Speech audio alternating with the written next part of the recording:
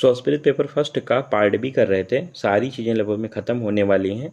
त्रिविध नाड़ियों पे आ गए हैं, ईड़ा पिंगड़ा और सुषुम्ना। इसके बाद प्रत्याहार, धारणा, ध्यान, समाधि सिलेबस में दिया हुआ है, जो कि अष्टांग योग के अंडर हमने कर लिया है। इतना भी इम्पोर्टेंट नहीं है कि उसको स्पेसिफिक अलग से हम लोग उसको पढ़ें। तो फिर उसके बाद एक पॉइंट लास्ट में बचता है, डिस्क्रिप्शन ऑफ योगा इन आयुर्वेदा। उसमें 5 से 6 पॉइंट्स आए हुए हैं। 5-6 से पॉइंट में 3 से 4 जो इम्पोर्टेंट हैं वो हम लोग देख लेंगे। इस प्रकार से हम लोगों का ख़त्म होने वाला है। तो योग पोर्शन पूरा ख़त्म होने वाला है। इसके बाद हम लोग निसर्गोपचार करेंगे, जिसे प्राकृतिक चिकित्सा कहते हैं। तो देखिए, त्रिविध नाड़ियाँ, तो ये नाड़ी निरूपण चैप्टर कर रहे हैं। इसमें त्रिविध नाड़ियाँ होती हैं।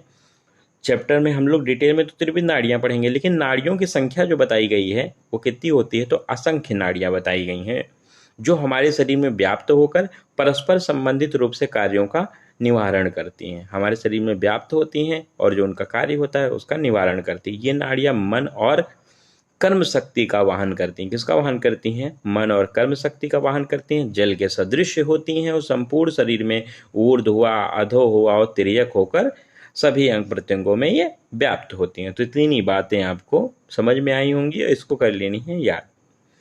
उत्पत्ति की बात करें तो देखिए, उत्पत्ति अब कैसे ध्यान रखना है, तो लिंग मूल के ऊपर या नाभि के कुछ नीचे। तो जैसे मान लो ये लिंग मूल है और ये नाभि है, ठीक है।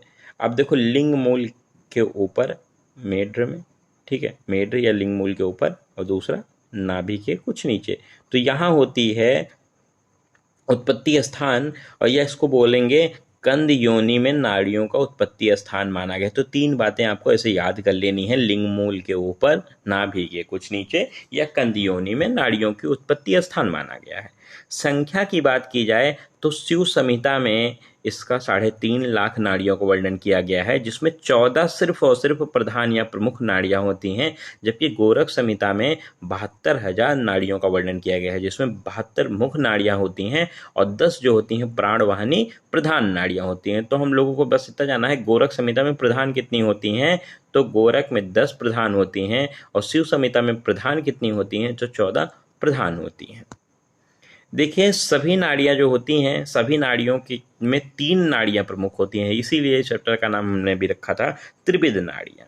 तो ईड़ा, पिंगला और सुषुम्ना, ये 3 नाड़ियाँ होती हैं और इसी को त्रिविध नाड़ियाँ हम बोलते हैं। और इनका जहाँ परस्पर मिलन होता है उसे हम त्रिवेणी संगम कहते हैं। जैसे यमुना गंगा सरस्वती का मिलन होता है तो कहलाता है संगम त्रिवेणी, उसी प्रकार से परस्पर तीनों नाड़ियों से त्रिवेणी संगम कहलाता है। अब देखिए, उन्हीं नाड़ियों को हम एक चार्ट फॉर्म में लिखे हैं और इसी चार्ट फॉर्म में हम लोग पढ़ लेंगे। बाकी हम लोगों को जब एग्जाम में आएगा तो इसी चार्ट फॉर्म में बनाएंगे, क्योंकि 2 मार्क्स या 5 मार्क्स का क्वेश्चन है। अच्छा इंप्रेशन पड़ेगा, ऐसे चार्ट में रहेगा। तो देखिए, जिसको नाड़ी के भी नाम नहीं याद होते हैं, ईड़ा, पिंगला और सुषुम्ना भी नहीं याद होते हैं, वो पी से याद कर ले। तो पी से पिंगला, ई से ईड़ा और सु से सुषुम्ना, तो याद हो जाएगा। जो ये ईड़ा नाड़ी होती है ये यमुना कहलाती है या ये वाम नाड़ी कहलाती है, ठीक है। पिंगला नाड़ी सरस्वती कहलाती है और दक्षिण नाड़ी कहलाती है, और सुषुम्ना ये मध्य होती है। तो इनका स्थान बात की जाए तो जब ये मेरुदंड के बाहर होगी और ये भी मेरुदंड के बाहर होगी, राइट और लेफ्ट वाली मेरुदंड के बाहर होंगी, जबकि मध्य वाली मेरुदंड के मध्य होगी। सुषुम्ना मध्य नाड़ी है, इसलिए मेरुदंड के मध्य होगी। इसका उत्पत्ति स्थान या उद्भव स्थान क्या होता है, तो आपको बस इतना ध्यान रखें, नाभि कंद में बाईं ओर। कौन सी नाड़ी है? वाम नाड़ी है, तो कहाँ उत्पत्ति होगी? बाईं ओर होगी, नाभि कंद में बाईं ओर। ये कौन सी है? दक्षिण नाड़ी है, तो नाभि कंद में दाईं ओर इसकी उत्पत्ति या उद्भव होगा। ये कौन सी नाड़ी है? मध्य नाड़ी है, तो नाभि कंद में मध्य से उत्पन्न होगा। यहाँ तक तो कोई दिक्कत नहीं होनी चाहिए।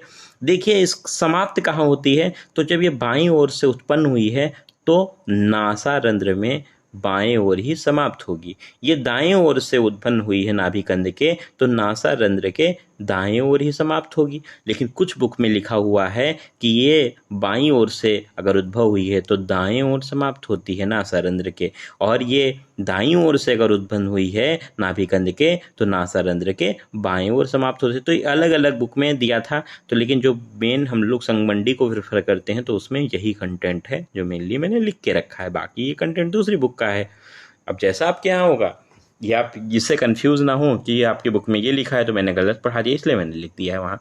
अब देखिए, जो ये मध्य से उत्पन्न होती है, ये ब्रह्मरंध्र के प्रयत्न तक चलती है, वहां जाके समाप्त होती है। प्रवाह की बात करें तो देखो छोटी ही है, तो छोटी में देखो नीचे नीचे जा रहा है, तो नीचे की ओर प्रवाह होगा।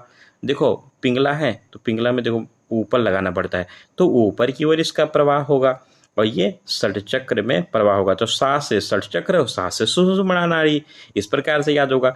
और गुण में आपको नीचे से लिखना है सत्व, रज और तम, ये लिख पाएंगे। अब देखिए सूरज आ गए, गर्मी आ गई, तो हमको बहुत सारी गर्मी लगी, तो हमने क्या लगवाई, एसी लगवाई। तो ए सी, तो सूर्य बीच में लिखना है, ए से अग्नि और सी से चंद्रमा। तो इस प्रकार से हमको त्रिविध नाड़ियाँ कंप्लीट हो जाती, ईड़ा पिंगला सुषुम्ना नाड़ी।